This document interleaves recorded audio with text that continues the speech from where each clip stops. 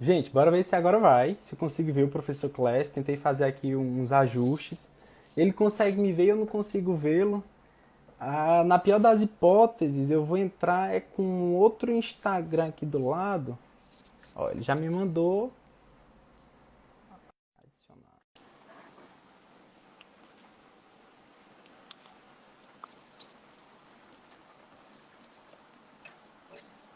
Agora foi. Agora eu tô vendo. Rapaz, deu certo. Ian, me mandaram um Oi. WhatsApp aqui, falando Ah, que foi porque você fez uma mexida no cabelo e não queria se mostrar. Pô. Aí, mandaram aqui esse WhatsApp, viu? Você já que, sabe quem foi, né? que absurdo. A gente tem primo é pra isso. Tem família que é melhor não ter, né? Rapaz, essa Ai, ai. Camila tá me devendo, né? Mas, mestre, foi porque minha mãe. O seu cabelo tá cortado, tá bonito seu cabelo. Meu, Agora o eu meu tinha raspado a cabeça, pô, todinha. foi, né? Aqui foi minha Foi. mãe essa semana. Pegou a máquina e estragou meu cabelo. Eu gasto tanto pra manter esse cabelo, mestre. Porque é um bocado de remédio, vitamina que eu tomo. É fogo. Eita, rapaz. Eita. É efeito da quarentena, efeito da quarentena. E Não, aí, mas eu raspei mesmo, depois te manda foto. foi? Revoltado. Rapaz. Eu fui para duas Revol... quarentenas, mesmo. A segunda, não tem que aguente. A segunda seguida, né? Basicamente, mestre. É fogo. É fogo. Logo o senhor que é tão enérgico, tão cheio de Verdade. vida, tão. Né, aí ficar preso não é das melhores. A galera já estabilizou, será? O senhor tá me ouvindo bem, tá me vendo bem, tá tranquilo, né? Consigo ouvir você muito bem. Grande Pois Ilan, Ilan pronto. Preto lá do ênfase. Olha com a gente aí, ó. Ele foi do concurso do senhor? Vocês chegaram a fazer prova juntos, não? Oi. Eu prefiro Foi, né? dizer que eu sou do concurso dele, né, pô? Deixa eu Ah, me recolher na minha insignificância, né? o senhor sempre muito humilde, meu Deus, sempre muito humilde. Acho que a galera estabilizou. Temos 100 pessoas ao vivo agora. Tá um bom número, né? Camila tá aí? Porque se a gente começar assim, Camila, a Milena também Ah, tava perguntando. Milena também tá por aí? Elas duas Milena, não. Aline. Pois pronto, só gente boa. Mestre Clécio, então vamos dar início ao nosso bate-papo de hoje, né? Primeiramente, eu queria agradecer, uma extrema honra o senhor ter aceito esse convite aqui. Houve muitos pedidos pelo senhor para trazer o senhor aqui para ter esse bate-papo legal com os seguidores do Tecendo e deixar registrado, né? Porque depois daqui a gente vai salvar, vou colocar no YouTube, vamos eternizar essa conversa, porque todo mundo conhece e admira e gosta e quer bem o senhor, depois que é seu aluno, quem conhece minimamente, quem tem essa honra de aprender e compartilhar um pouquinho contigo, se torna esse grande fã e admirador. Mas a gente quer conhecer hoje também como foi que tudo isso começou. É uma história, aparentemente, quem vê de longe, de sucesso. Várias aprovações para técnico, analista, assumiu efetivamente como AGU, foi coroado, por fim, como juiz federal, uma das carreiras mais almejadas entre os acadêmicos de direito. Tudo isso, salvo engano, até os 30. Estou correto? Exatamente. Então, aparentemente, é aquele padrão de história daquele garoto, daquela pessoa cheia de privilégios, que teve tudo favorável para rimar esse barco até essa margem muito cedo na vida. Mas foi isso que aconteceu? Como foi? Como foi sua origem? Como foi seu ensino base? Porque a gente sabe que tudo isso, ou pelo menos dizem, né, que tudo isso interfere, importa para esse sucesso. É verdade? Verdade, sim, Ilan. Queria primeiro te agradecer por essa oportunidade, né? Muita gente vai pedido live. Eu sou muito acanhado para tecnologia, divulgação. Então, quem me conhece de perto sabe que eu não sou muito afeto, né? A essas questões. Mas com você, foi meu aluno das antigas, né? E é uma pessoa muito especial. Não poderia deixar de estar aqui com você nesse momento. Eu também acompanhei bem a sua trajetória, né? Vi suas dificuldades.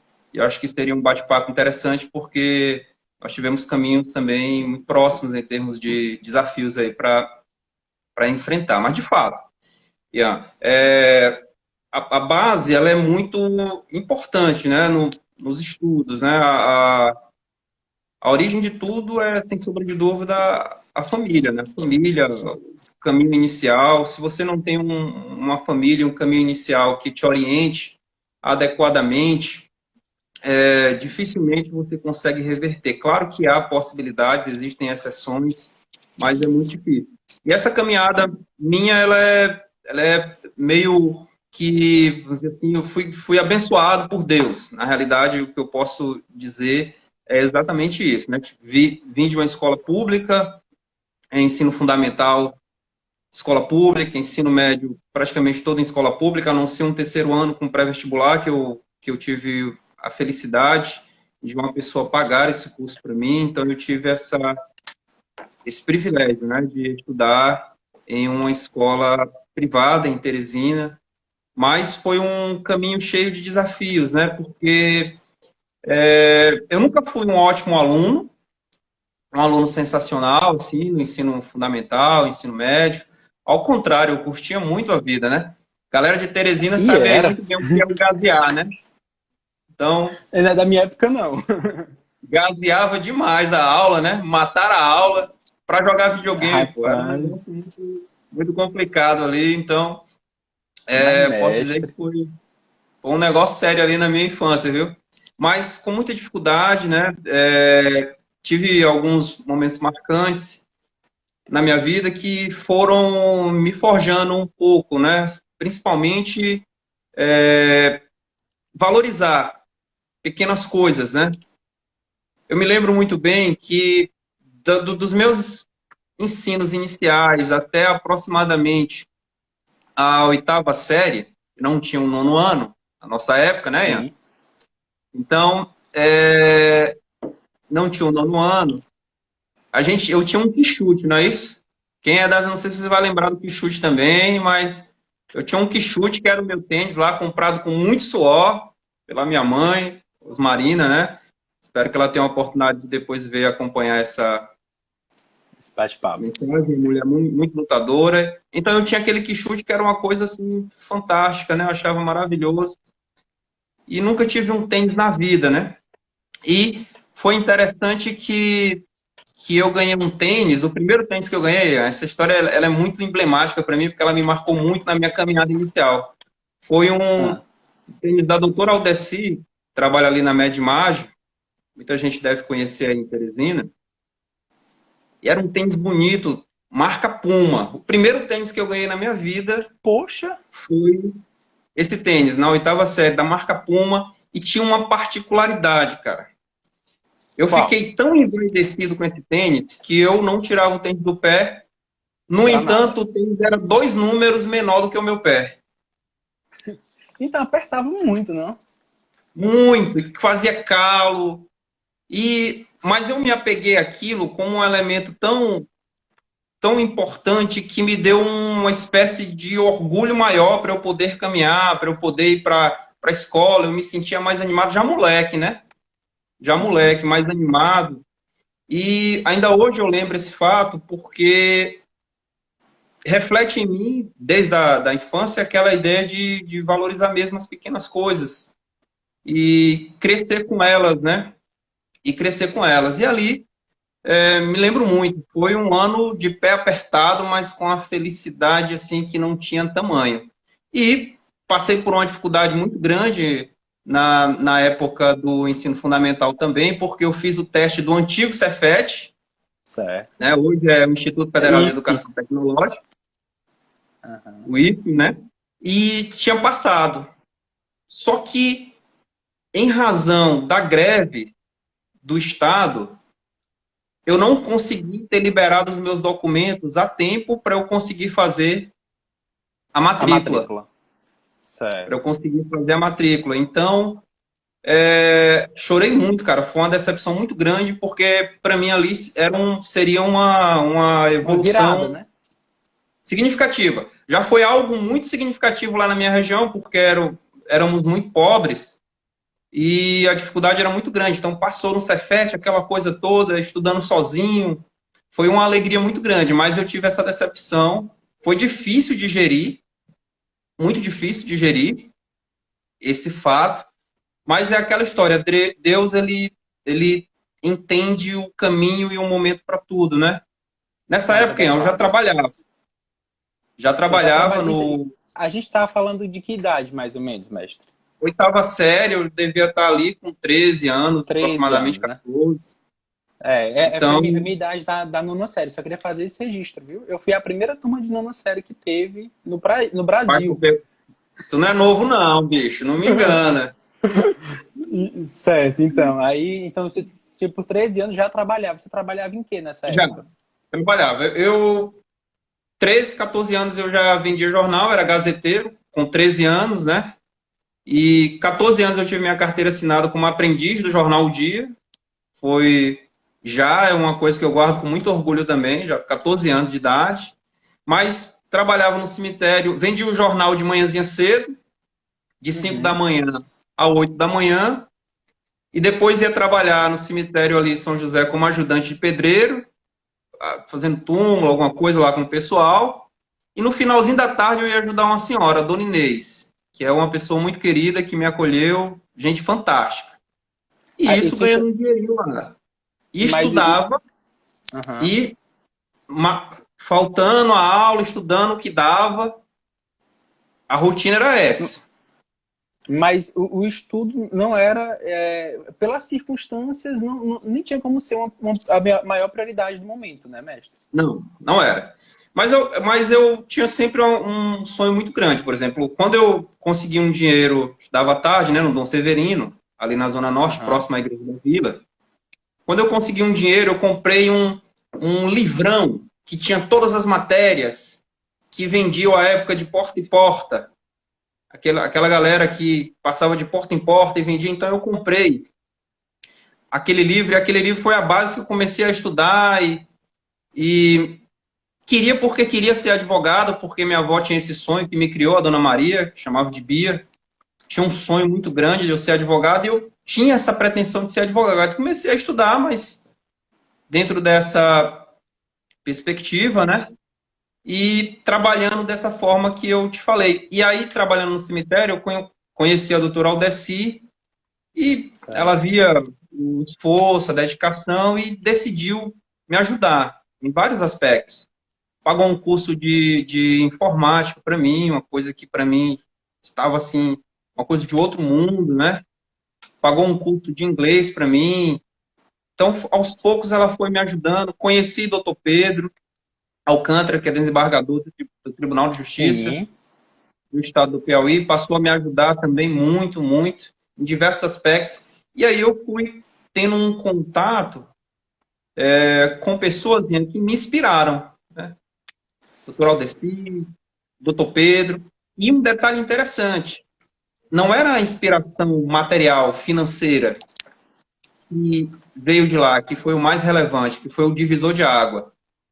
Foi aquela, vamos dizer assim, um auxílio psicológico que você pode. Me chamavam de mano, né? E dizia o seguinte, o doutor Pedro dizia, mano, você você vai ser o que desejar na vida.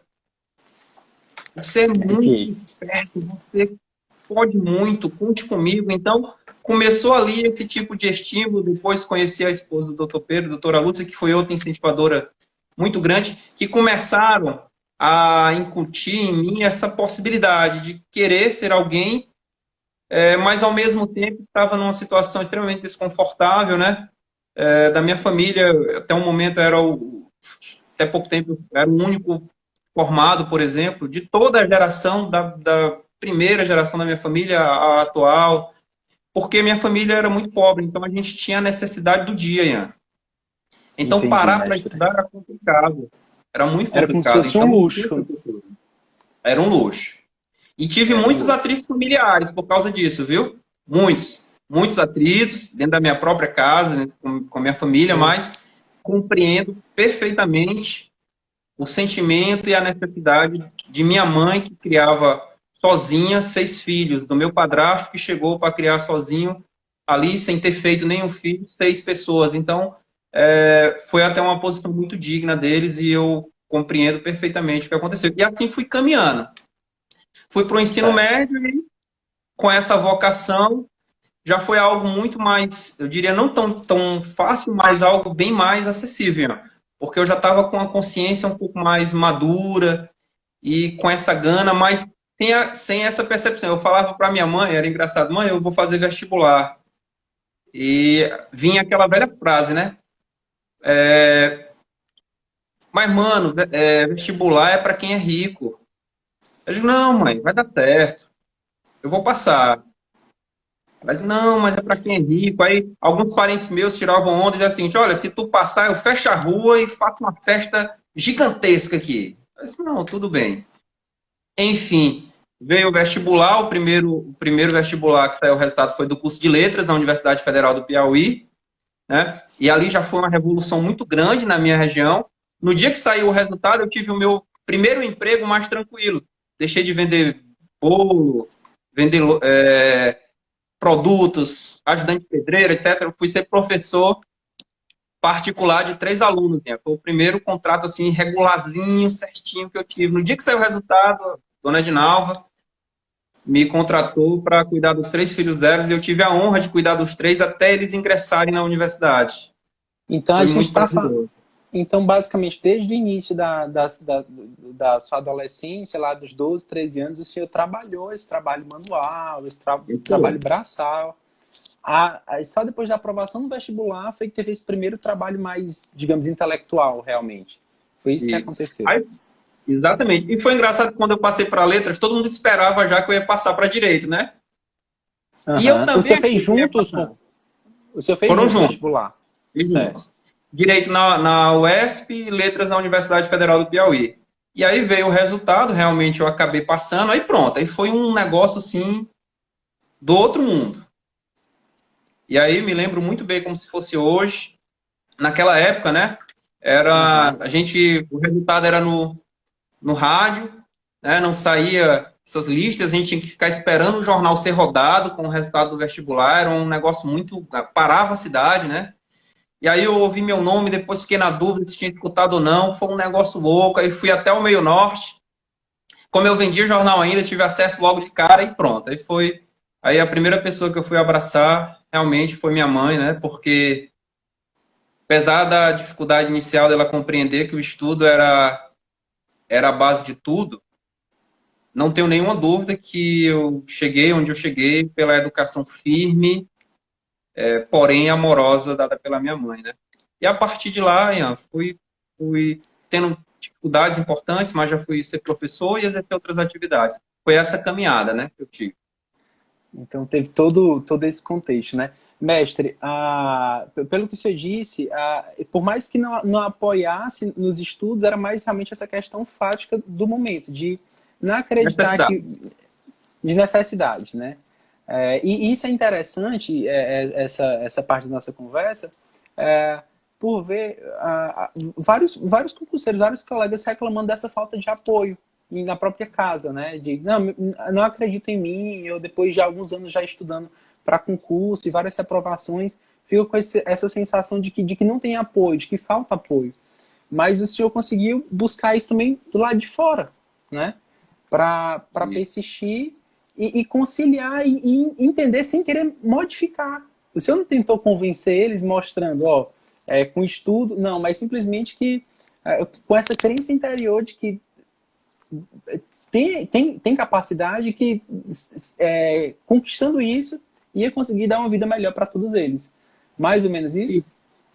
É exatamente isso, Ian. É exatamente isso. Mas e há uma questão interessante, Ian. Talvez a época eu não tivesse a maturidade necessária, mas a forma de manifestação de amor das pessoas é diferente. Então, sim, a forma de manifestação de amor, às vezes, da minha mãe ali, preocupada com o alimento do dia, com a comida, era essa. Poxa, estudo não dava, me ajude no trabalho, arrume um emprego. Essa era a questão. Mas qual é o sentimento que hoje eu consigo ver muito bem olhando aquele momento? É que as pessoas que te amam verdadeiramente, elas nunca te abandonam. Nunca. Elas podem ter 1000 motivos para te criticar, para pegar no teu pé, para te cobrar. Mas sempre tendo um único motivo para estar contigo, elas estarão. E foi isso que aconteceu. Né? Entendi. Esse um motivo que existia no meu familiar, na minha mãe especialmente, ali como um apoio, era algo que eu conseguiria aceitar, abraçar para mim como uma fortaleza e seguir. É aquela história, se você tem 100 motivos para te derrubar e tem um para se levantar, se agarre nesse único motivo. E foi isso que aconteceu, né? Que incrível, mestre. Então, certo. Então, o senhor passou para letras, começou a trabalhar, mas cadê o curso de Direito? Onde é que entra nessa história? O senhor não passou, afinal, nesse ano, junto com letras? Passei. Só que Passou? era uma questão. Passei num curso de Direito na UESP, que era pré-matutino, aquele 5 horas da manhã, o UESP tinha um curso dessa sistemática, e estava na Federal e na Universidade Estadual do Piauí. E, à época, hoje nem tanto, mas à época a Universidade Federal tinha uma estrutura infinitamente superior e uma dedicação dos professores da Federal era muito grande. Assim. E tinha um diferencial à época. Era como se a UESP estivesse naquele momento ali se arranjando ainda no curso. Certo. E a Federal tivesse o curso já consolidado. E eu sentia que aquele curso da Federal era muito bom, era uma coisa diferente. Aí o que foi que eu fiz? Um cara amador, vamos dizer assim, totalmente inexperiente, sem qualquer tipo de auxílio correto. Naquele momento eu abandonei o curso da UESP, abandonei mesmo. Abandonei, eu não tranquei, eu abandonei o curso da UESP e voltei a estudar para o curso de Direito da Federal. Então foi esse caminho que eu fiz.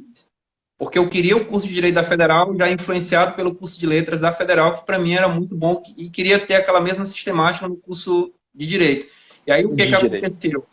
O vestibular era anual apenas, na Universidade Federal do Piauí, não era em 2 semestres, era aquela prova única de todas as matérias, era prova feita pela UFC, muito temida, à época, provas de física e química imbatíveis, mas enfim, estudei e não passei no primeiro vestibular. Fiz uma pontuação muito elevada, Ian, mas muito elevada. E o que foi eu não passei porque eu não atingi a nota mínima em inglês. Poxa. Então, eu precisava de 5 pontos de 20 e tirei 4 pontos. E ali foi complicado. E eu realmente era uma deficiência muito grande minha, nunca tinha estudado inglês, nas escolas era praticamente básico.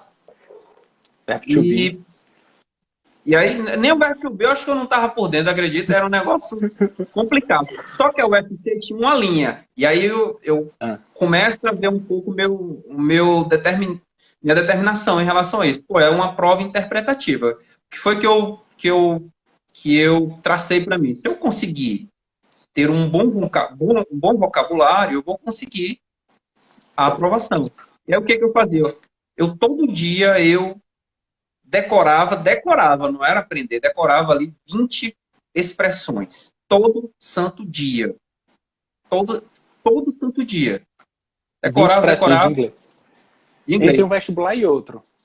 Entre um vestibular e outro. Então, imagina, você com 10 meses aí para decorar. Então, eu decorei muita coisa, mestre. Cheguei na prova, tive uma facilidade muito grande na prova de inglês, era toda interpretativa e consegui passar para direito na Federal e, de fato, eu não me arrependo por vários motivos, né? Não porque o curso da Federal se tornou melhor, ao contrário, o curso da Federal, infelizmente, provavelmente naquela época tenha sido um pouco pior do que o da UESP, porque os professores da nossa universidade, eles faltavam muito, tinha muito professor que não tinha disciplina, que não tinha professor. Mas qual foi a maior vantagem desse curso de Direito? E aí não sei se os meus amigos estão acompanhando aqui, mas... porque eu te fiz ativar os comentários que estava travando. Sim, mas fiz, Ian, uma amizade verdadeira, fantástica, com pessoas maravilhosas. Ainda hoje tenho grupos, pessoas, Ian, que foram do meu convívio, pessoas de ótima condição, pessoas com uma condição financeira extremamente elevada, mas que, por exemplo, tiveram em minha casa em um dia e eu não tinha gás, foram para a gente estudar, o grupo, e nós não tínhamos gás em casa, então eu tive que fazer um fogareiro, e ali a gente cozinhou no carvão nesse dia, e eles almoçaram comigo. Pessoas de altíssima condição, porque direito e medicina naquela época só entrava Elite. quem estava lá na classe social mais abastada de fato. Então eu tenho esses amigos ainda hoje comigo, não vou nominá-los, mas são pessoas maravilhosas. Temos um grupo ainda, nós continuamos. Tive a ajuda de pessoas maravilhosas, pessoas muito dignas, que me ajudaram muito durante o curso. E aqui eu vou fazer um agradecimento muito especial a uma pessoa chamada Fabiola Stosa, né? Que eu ia a pé para a Universidade Federal do Piauí. À noite eu ia a pé e voltava a pé. Então era muito Mas você morava, complicado. era Zona Morava na Zona Norte que você Norte, morava. pertinho Da Zona da Norte para a UESP. Zona Leste. A Poxa. pé. Sem dinheiro, aquela dificuldade grande mesmo. E ia a pé, cara, até um dia que uma colega minha descobriu que eu estava vindo a pé, que foi a Fabiola. E aí quando ela descobriu, ela disse, Clécio, você não vai de pé. Não existe isso.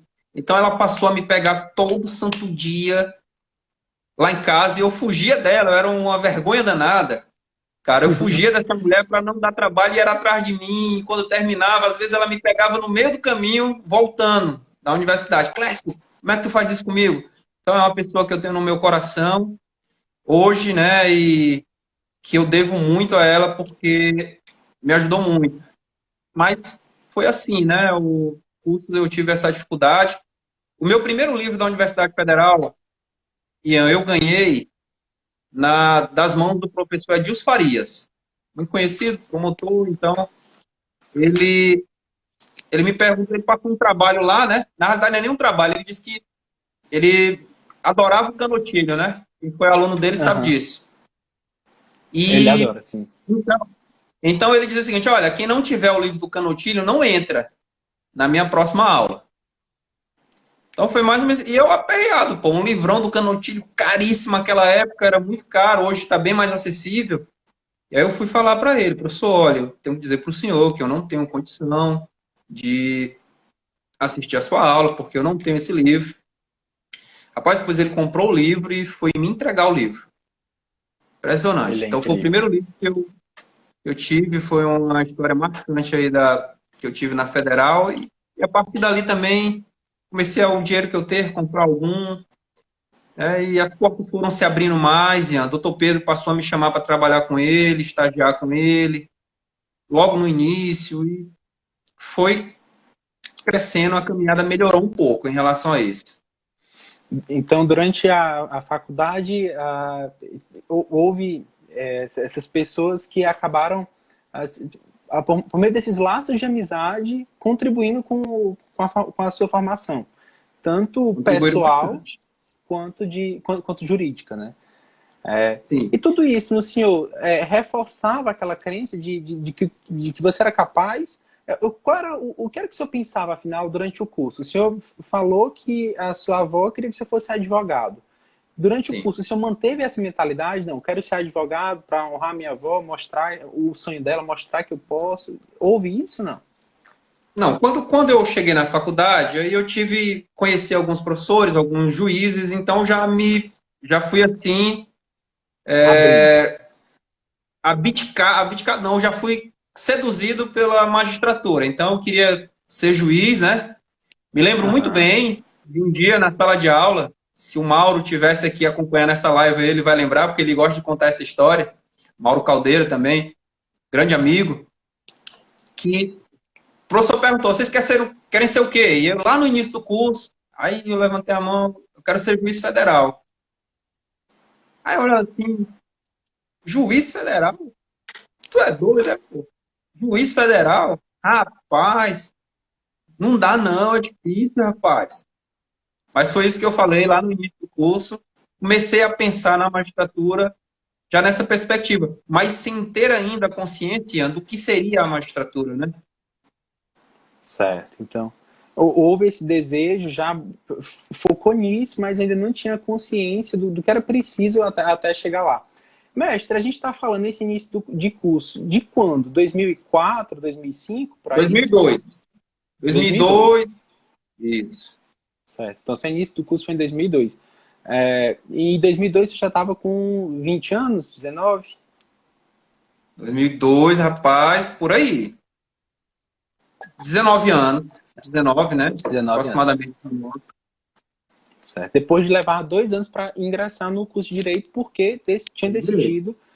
Engraçado, interessante, né? A gente já começa a ver desde já a sua determinação. Não, quero direito, quero vestibular. Tudo contra, não. Eu quero vestibular, foca, conseguiu passar no vestibular. Depois que entra, não, eu quero na federal, foca. E logo no início federal já foi muito decidido também. Quero ser juiz federal. E o caminho até agora, vamos chegar até a magistratura. Antes dela, teve várias outras aprovações. Como foi isso?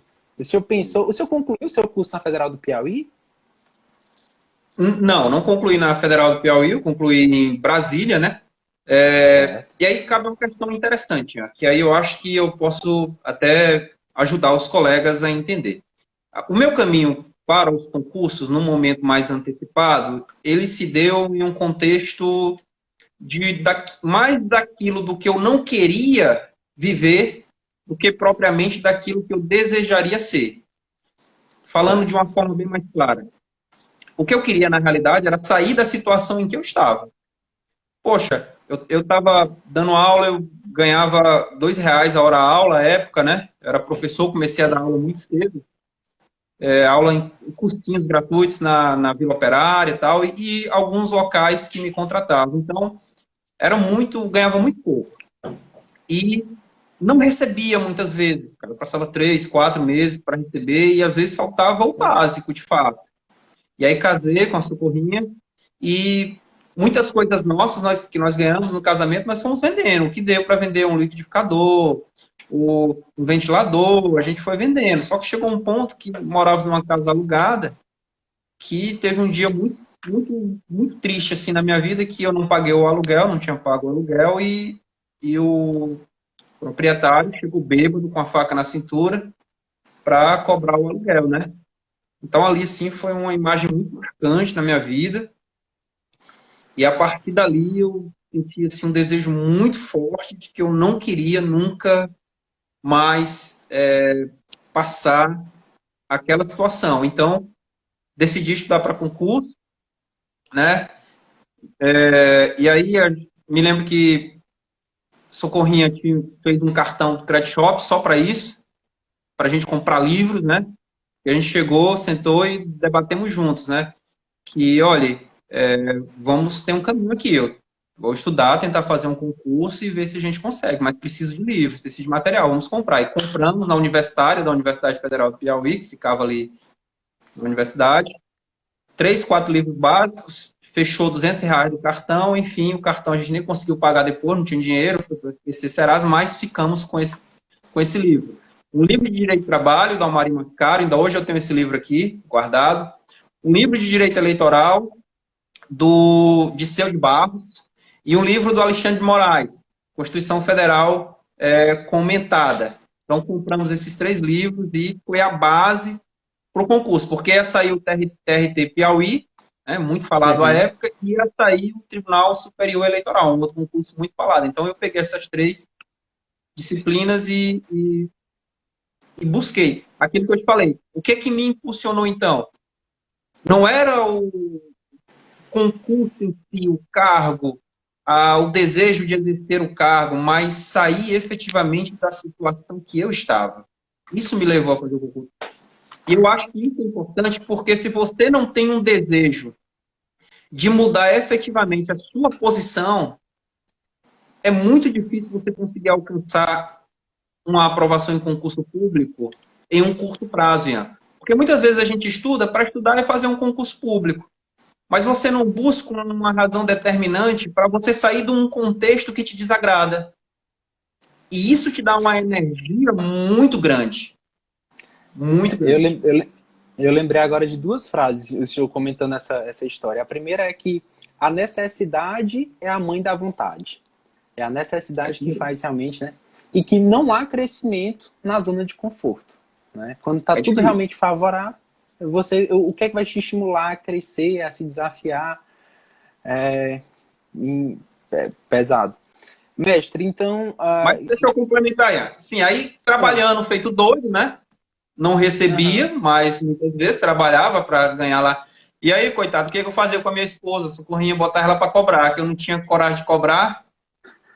E aí, Socorro, liga lá, disse que tá faltando gás, tal. Me submetia, coitada, a todos esses maus bocados. Mas aí, qual era a maior dificuldade? Estudar e trabalhar muito, né? Estudar para a universidade, trabalhar para se manter e estudar para o concurso. Então, essas três coisas tinham que se encaixar de alguma forma. Tinha que se encaixar de alguma forma. E é algo muito comum, Ian, porque as pessoas se perguntam, pô, professor, eu trabalho, não vou conseguir, como é que está? Parece um pouco paradoxal, mas o melhor cenário para um estudante é o cenário em que ele não tem opção. Isso pode ser definido em uma caminhada num calçadão. Dificilmente, quando o calçadão está cheio, você corre o risco de bater de frente com alguém. É muito difícil. Mas quando não tem ninguém, a pessoa vem de lá e você vem de cá, fica cheio de opções, acaba se chocando. O estudante é do mesmíssimo jeito.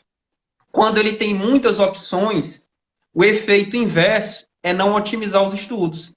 Por incrível que pareça. Então, essa lógica se aplicou muito bem a mim. Mas eu seguia uma diretriz, claro, para tentar otimizar. Primeiro, qual foi o caminho? Ter alguns materiais únicos de estudo e confiar nesses materiais. Certo. Eu não queria ter a dúvida de onde estudar, por onde estudar, o que estudar. Eu não queria amanhecer o dia e ter essa dúvida. Eu vou pegar o material do Class, vou pegar o material do Ian, vou pegar o material... Não, eu não tinha essa dúvida, eu só tinha aquele e pronto. Pronto, certo. Aquele e pronto. Esse foi o primeiro ponto, me ajudou muito. Segundo ponto, que aí eu acho que eu fiz o inverso de muita gente. Eu não estudava detalhadamente matérias que eu dominava. Não estudava. Eu estudava sempre minha deficiência. Sabe quando é que eu ia estudar a matéria que eu dominava, Ian? Lá na véspera da prova, faltando 10 dias, 15 dias, fazendo um pequeno ajuste ali, uma revisão. Meu amigo, isso aí me fez ser aprovado, tem uma aprovação muito rápida. Muito rápido. Qual é o problema do aluno? Ele deixa a deficiência e insiste em rever aquilo que ele sabe, é impressionante. E aí, isso gera um retardo no aprendizado, gera um retardo no tempo de aprovação, não tenha dúvida. Então, eu conciliei o tempo de estudo com o trabalho com essas circunstâncias que eu acabei de relatar. Focando, tendo estratégia. Em regra era isso, né, mestre? Tendo estratégia. Era realmente escolhendo a deficiência, atacando a deficiência e focando nela. Mas nessa fase de concurso, as provas, você falou agora, prova fora, TSE, por exemplo, de TSE, você tinha que viajar para ir fazer lá. Como foi que conseguiu? Com o dinheiro do trabalho? Nada foi fácil. Não tinha muito dinheiro, né, Ian? E aí o que aconteceu? Me inscrevi no TSE, poucos colegas sabiam, isso é uma coisa importante também, galera. Tem muito olho grande no mundo, muito. Então você não pode compartilhar seus sonhos com pessoas que realmente não torcem por você, pessoal. É muito complicado. Então, compartilhe com quem efetivamente está junto, com quem está com você. E aqui, o que aconteceu? Eu me lembro que eu comprei uma passagem da Guanabara, né? E eu dava aula lá particular para umas pessoas e pro sobrinho de uma senhora chamada Flor de Leis. E ela me incentivava muito a fazer concurso. Inclusive, ela me inscrevia no show do Milhão, sabe? Ela botava meu nome, tudo, para se um dia ganhasse, eu iria no lugar dela, entendeu? Ela me dizia isso, que ela gostava muito de mim. E ela soube que eu iria de Guanabara fazer a prova em Brasília. E ela disse, não vai não, você vai de avião. Aí essa mulher fez uma vaquinha lá na rua onde eu morava. Dona Edinalva, todas as pessoas ali, ela conseguiu levantar um valor justamente para comprar a minha passagem de ida e passagem de volta. E era caro aquela época. E olha que a minha passagem foi na BRA, que era uma companhia aérea barata. Mas mesmo Barato. assim foi muito caro. E ali, imagina a responsabilidade. Poxa, o pessoal fez uma coisa fantástica. E eu já tinha feito 2 concursos antes, né? Tinha feito o Banco Central, de 60 pontos eu tinha acertado 55 questões, e tinha feito o TRT do Maranhão também, tinha acertado uma quantidade considerável, eu acho que eu tinha acertado 52 de 60. Os meus primeiros concursos, efetivamente. Mas não passei. A prova era FCC, fiquei lá entre os 50, 60, colocado ali, e não passei. E fui fazer essa prova do TSE, que foi a minha primeira prova do CESP, o NB, né? E Certo. cheguei lá em Brasília, fui na casa de uma irmã que morava em Samambaia e fui fazer essa prova. E cheguei lá, o pessoal tá de onde? Eu sou de Teresina, Piauí. Ah, Piauí, rapaz, tu é doido, vai fazer o que aqui, bicho? Sim, aquela conversa, aquele desdém. Fui fazer a prova. Fiz a prova e tinha acertado 68 de 80. E aí, prova CESP, né? Mas qual era a conclusão que eu cheguei? Porra, de novo, não vou passar, porque 68 de 80, se eu já tinha feito até 55 de 55. 70 e não tinha passado, então não, acho que eu não passo. Mas eu encontrei uns amigos no aeroporto, José Carvalho, inclusive, hoje é assessor do ministro Gilmar Mendes, no Supremo Tribunal Federal, e ele era tido como um cara muito capacitado aqui no Piauí. A gente estagiava juntos na AGU, então ele era um cara muito, muito, muito preparado. E ele me contou a pontuação dele. E aí, estava assim uns 8 a 9 pontos abaixo de mim. Poxa. Aí eu liguei para Socorro, eu acho que aqui eu vou me sair melhor, porque o Carvalho, a gente conversava muito, né? Ele fez tantos pontos e eu acho que eu estou muito à frente dele. Aí foi que eu fui conhecer Correio Web, o fórum, tal, aí comecei a pôr no ranking, estava sempre dentro lá no ranking. Aí surgiu aquele sentimento que eu passaria e tal. Enfim, saiu o resultado, eu passei no TSE, técnico judiciário. Eu nunca tive uma alegria maior na minha vida do que essa aprovação. A professor, o senhor passou para juiz, foi procurador federal, mas a minha primeira aprovação foi aquela aprovação que eu não vou esquecer nunca, porque chegou num momento que eu mais precisava na minha vida. É como se Deus olhasse para mim e dissesse, olha, eu vou te dar esse presente agora para você, porque eu acho que você não consegue suportar mais. E ali me entregou esse presente. E aí passei, logo depois fiz o MPU, também passei, aí já daí para frente foi só aprovação. Passei no MPU muito bem, fiquei primeiro colocado empatado com 4 pessoas, né? E eram 5 vagas. E aí todo mundo dizia, rapaz, abandona esse concurso de Brasília, espera o MPU te nomear. Meu amigo, acabou que Brasília me chamou bem mais rápido e eu tive que pedir desistência por um concurso do Ministério Público da União aqui no Piauí, né? Pedi desistência, não de fila, para que outro colega assumisse. E aí fui aprovado, né, no TSE. Logo depois do TSE, prestei 2 concursos, Supremo Tribunal Federal, analista e analista do TJDFT, passei em ambos. Fui para o Supremo Tribunal Federal, tive uma experiência muito significativa no Supremo Tribunal Federal. Eu te digo que foi muito relevante e digo aos meus alunos que seria uma experiência fantástica se um dia você pudesse trabalhar no Supremo Tribunal Federal. E lá eu tive uma valorização muito grande, porque logo consegui destaque dentro do tribunal, por algum motivo ou outro, não porque eu fosse o melhor, mas talvez porque eu fosse o mais insistente, um dos mais insistentes ali. Assumi a chefia da repercussão geral, que nós estávamos implementando no tribunal, era implementando mesmo, e ali passei a ser chefe. Chegou um momento em que eu tinha quase 100 pessoas, 96, 97 pessoas sob a minha chefia no Supremo Tribunal Federal. Isso na presidência do ministro Gilmar Mendes, depois na presidência do ministro César Peluso. Então, foi uma experiência muito gratificante, essa minha experiência no Supremo Tribunal Federal. E aí passei para o Supremo, exerci pouco tempo, infelizmente, 1 ano e pouco só, e aí fui para a AGU, Procurador Federal. Mas antes da AGU, Ian, tem uma história interessante também. Me conte. Eu queria muito voltar para o Piauí sempre, né? Sempre, certo. sempre, sempre. E foi aberto o concurso da Defensoria Pública da União. Certo. E as vagas no Piauí eram bem precárias. Então, se eu passasse, eu seria lotado ali, muito provavelmente, logo de cara, em Teresina. Então, já pensou, um negócio desse seria algo muito fantástico. E aí, estudei muito bem, fiz uma preparação impecável, e estava lá no meio da prova, fui fazer a prova, e meu amigo me deu uma dor de dente tão grande, tão grande, tão grande, tão grande, tão grande no momento da prova, tão grande, que eu não consegui chegar a 50% da prova. Tentei, não consegui, tive que sair.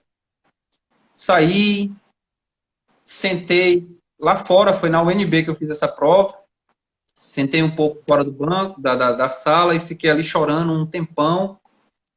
E assim, rapaz, até hoje eu não entendo, porque essa dor de dente, na hora que eu sentei, que eu comecei a chorar, passou. Foi incrível. Totalmente imprevisível, né? Passou. E ali, tentando digerir aquilo, mas enfim, 1 mês e meio depois, veio a prova do Tribunal da Advocacia Geral da União, e aí eu fui para a Procuradoria Federal, onde eu tive um contato muito grande com a matéria federal e passei a intensificar ainda mais o estudo das matérias que eram afim na magistratura federal. E realmente, da AGU foi um pulo. Passei também menos de 2 anos na AGU e acabei sendo aprovado na magistratura federal. Mas também tive um percalço muito grande na AGU. Não sei se você sabe disso. Não sei se tu quer me fazer alguma pergunta, mas... Porque parece que ainda é um pouco difícil, cara. É impressionante. Nada veio fácil para o senhor, né? Não. Na AGU tinha um bendito curso de formação, Ian. Certo. Tinha um curso de formação. E o que aconteceu no curso de formação, cara? Assisti o primeiro dia.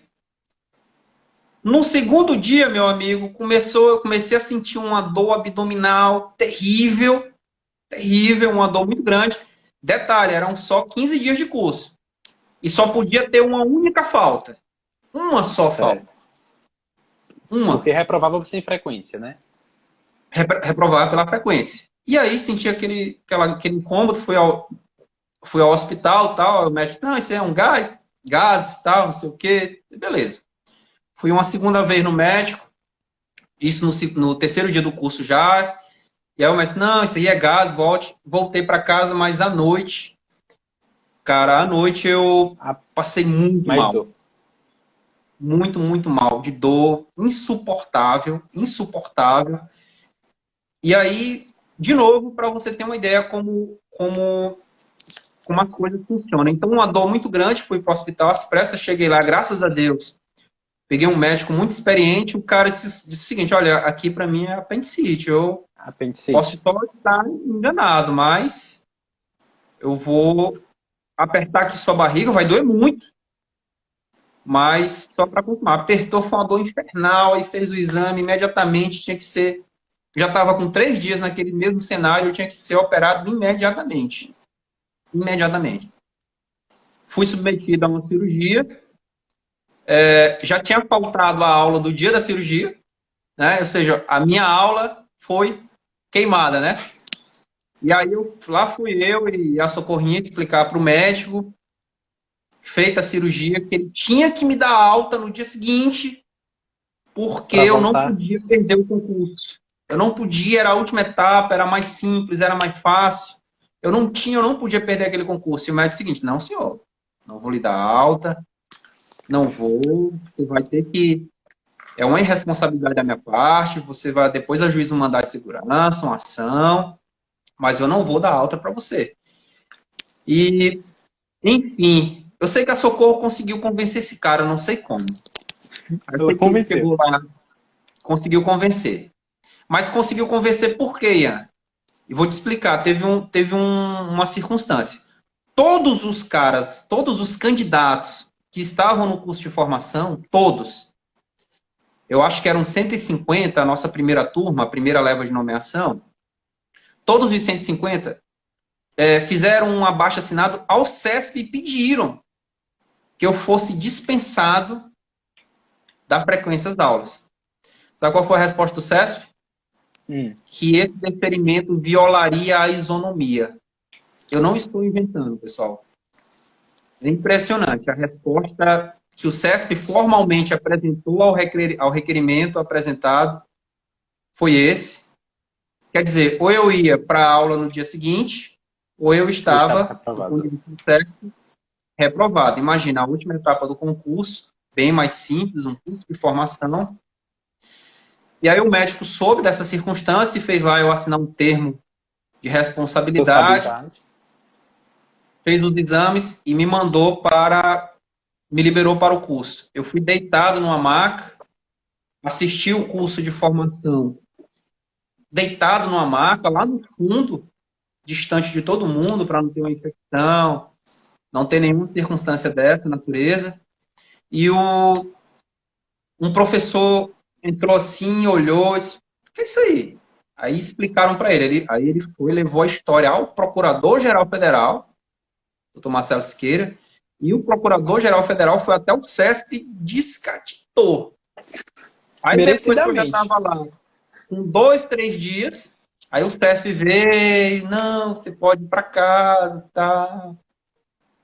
Enfim, aconteceu isso no curso de formação, mas eu gostaria de registrar também uma questão interessante que ocorreu nesse curso de formação, que vale a pena você abrir espaço no seu coração quando for possível. O que foi que aconteceu? No Correio Web, a galera estava lá, vocês vão ficar onde? Vocês vão ficar onde, né? Lá no fórum.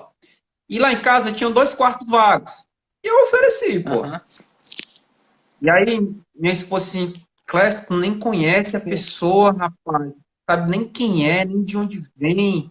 Tu vai oferecer tua casa, cara. Não, Scott, vou aqui. A pessoa de um concurso não é possível. E aí eu ofereci para um rapaz chamado... Quem aceitou foi um rapaz chamado Rafael. A gente apelidou ele até de monstro da apostila, porque ele leu a apostila umas 10 vezes em 15 dias. É uma apostila bem grossa. E aí o que aconteceu, Ian? Para você ver. Eu ofereci minha casa para esse cara ficar alojado. Só que na realidade, quem foi auxiliado por ele fui eu. Porque ele ficou dirigindo para me levar para o curso. Lá em casa tinha uma escada muito íngreme, não tinha elevador. Ele me pegava na cadeira de roda e me levava.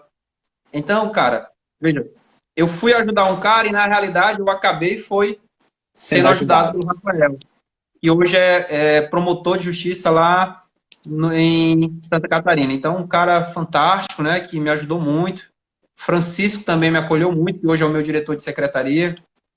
E, enfim, para destacar que vale a pena a gente ser solícito, vale a pena, porque às vezes essa solicitude, ela se volta para a gente. Quem é meu aluno sabe, por exemplo, eu nunca deixei ninguém nunca deixou de fazer um curso meu por dinheiro. Nunca, mas nunca. O aluno chegava, professor, eu não tenho como pagar o senhor. Eu liberava. Até, gente, passei muita perna, peguei muita pernada aí do povo, mas, enfim, era mais ou menos desse jeito, viu? Isso aconteceu no concurso da Advocacia Geral da União e isso me marcou muito e me fez valorizar demais os colegas que ali estavam comigo, naquele curso de formação. Efeito bumerangue, né? O bem que a gente emana para o universo devolve para a gente. Na realidade, eu acho que o senhor aprendeu isso desde cedo. Hoje, podendo ver em perspectiva toda a tua trajetória, mestre, a gente consegue entender e compreender melhor porque o senhor tem esse coração tão bom, porque o senhor acredita tanto no potencial dos seus alunos, quando nem a gente acredita na gente mesmo, porque acredito que foi mais ou menos isso que aconteceu com o senhor no passado. O senhor era tudo em potencial, mas precisou que viessem pessoas de fora e falassem, eu acredito em você, eu confio em você, você é capaz. E o senhor abraçou tudo isso e cresceu, e é esse exemplo hoje para todos nós, Que fantástico. Mestre, a gente está agora com a AGU, mas onde é que entra dois ministérios públicos? Que eu vi que teve dois MPs na história, o MP Piauí, né, e o MP Tocantins. Eles É são antes verdade. da magistratura? São concomitantes, né? Certo. A carreira da AGU ela é fantástica, né? Mas tem os seus pontos negativos, porque é uma carreira, agora não está bem melhor, é uma carreira que era orientada muito por uma advocacia voltada para teses assim, sem muita consistência jurídica, etc. E muitas vezes nós éramos obrigados a sustentar a ferro e fogo. Né? Às vezes o INSS negava, vou exagerar, negava um benefício a uma pessoa que chegava lá sem duas pernas e dois braços. Mas a gente tinha que defender, muitas vezes. Entendi. Não era complicado, aquilo me incomodava um pouco, né? Hoje a atuação está muito mais aberta, bem mais independência no membro da AGU, melhorou significativamente esse aspecto, mas na minha época era um pouco complicado ainda. Tínhamos liberdade, sim, mas bem amarrada, era um medo muito grande para fazer um acordo. E isso me incomodava, então eu procurei outras carreiras. E aí comecei a fazer, fiz ministério, mas não estudava para essas carreiras. Fiz Ministério Público do Piauí e fiz Ministério Público do Tocantins. Já estava lá Você estava estudando para na AGU, né? Você estava estudando para juiz federal e aí Juiz foi fazer federal. as outras carreiras. Certo. Fiz as outras carreiras. E aí, no Ministério Público do Tocantins, eu passei bem, estava entre os primeiros colocados lá, e cheguei até a prova oral do MP-TO. E no MP Piauí, eu acho que eu fiquei entre os 10 primeiros na prova objetiva, não lembro muito bem, e desisti na prova objetiva, também no MP Piauí. Na discursiva. Ou seja, não fui para a discursiva, né? Desisti. Ah, entendi. Certo. Por quê? Porque eu estava na prova oral de juiz federal. Então eu era o que eu queria, então eu abandonei qualquer outro tipo de concurso, qualquer outro gasto de energia, eu queria o concurso de... Eu imaginei o seguinte, poxa, imagina aquela alegria de você ter em mente que nunca mais vai precisar ter que decorar aquelas bobagens para passar em concurso público. Uma lei perdida para passar em concurso público. Isso é muito gratificante.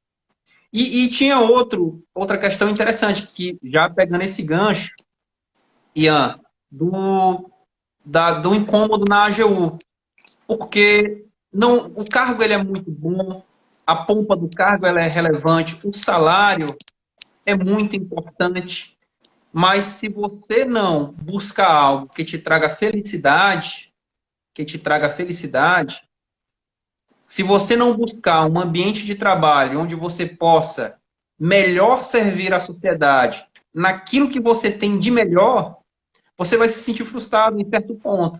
Então, eu vi a magistratura como esse ambiente onde melhor eu poderia servir ao meu semelhante, servir ao meu co-cidadão, à sociedade em geral, e ao mesmo tempo trazer comigo essa felicidade. Então, eu trilhei esse aspecto, por isso que eu abandonei mesmo. Muita gente diz, pô, você é doido, se não passasse, era um risco. Né? Mas você resolveu correr esse risco. Resolvi correr esse risco. Deixa eu só abrir um parênteses bem aqui. Ele tem um limite de tempo, aí vai cair em 1 minuto e 30, mas aí eu entro de novo, mesmo procedimento para a gente reiniciar. Como foi que a gente fez? Eu te mandei, foi? Eu entrei e o senhor... Não, eu convidei o senhor. Dá certo eu convidar. É porque eu resetei aqui o celular. Mas vamos esperar ele cair, porque... Isso, se cair eu volto, aí o senhor entra de novo na conversa, mesmo esquema. Viu, galera que está assistindo aí, só para ficar atento. Então, Ian, foi isso que aconteceu, né? Então, eu deixei esses 2 concursos que eram fantásticos, né? Concursos excelentes, mas fui para a magistratura federal e não me arrependi, porque, graças a Deus, fui brindado com a aprovação, né? Um concurso que foi difícil porque eram 126 vagas e nós chegamos na prova oral 55 candidatos apenas. Poxa! Então foi bem acirrado mesmo. Como sempre, a sentença penal tirando todo mundo, né, Ian? Eita, essa bendita sentença penal. É complicado. Mestre, o senhor mudou muito sua preparação? Como foi essa preparação para juiz? Lá do início, da forma que hoje o senhor tinha mais capacidade de comprar mais livro, de ter acesso a mais material, os tempos também já eram outros, né? O senhor modificou essa sua forma de estudo? Foi necessário o senhor fazer um cursinho, alguma coisa nesse sentido? Ou o senhor foi muito sozinho, realmente? Não, eu não fiz cursinho. O único cursinho que eu fiz foi de prova oral com a Isabel